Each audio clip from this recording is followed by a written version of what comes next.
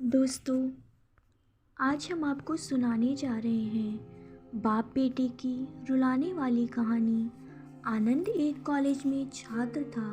उसने एक डीलर के शोरूम में एक सुंदर स्पोर्ट्स कार देखी थी और वो लंबे समय से अपने लिए ऐसी ही कार चाहता था। आनंद जानता था कि उसके माता पिता इसे खरीदने के लिए सक्षम हैं, इसलिए उसने उन्हें बताया कि उसे ये कार अपनी ग्रेजुएशन कंप्लीट होने पर गिफ्ट के रूप में दे।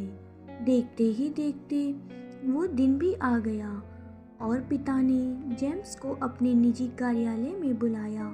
उन्होंने उससे कहा कि मुझे तुम्हारे जैसे अच्छे बेटे पर बहुत गर्व है।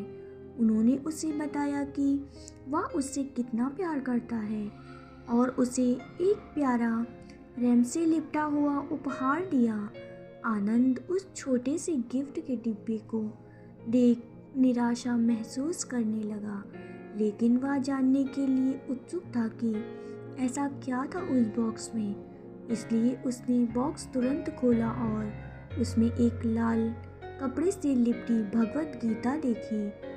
आप इतने अमीर हैं और आप मुझे केवल एक गीता दे रहे हैं? काफ़ी गुस्से से अपने पिता पर वो चिल्लाया और अपनी नाराज़गी और गुस्से के वश में आकर अनबने वा आओ देखा ना ताओ तुरंत घर छोड़ दिया। काफ़ी साल बीत गए। आनंद अब एक सफल व्यवसायी बन गया था। वह अपने जीवन में खुश था। उसकी शादी हो चुकी थी और उसके 2 बच्चे थे। उसका परिवार एक सुंदर घर में रहता था, लेकिन उसके पिता के साथ टूटे रिश्तों के कारण उसकी आत्मा अभी भी आहत थी। आनंद अपने पिता को घर छोड़ने के बाद कभी उनसे नहीं मिला था।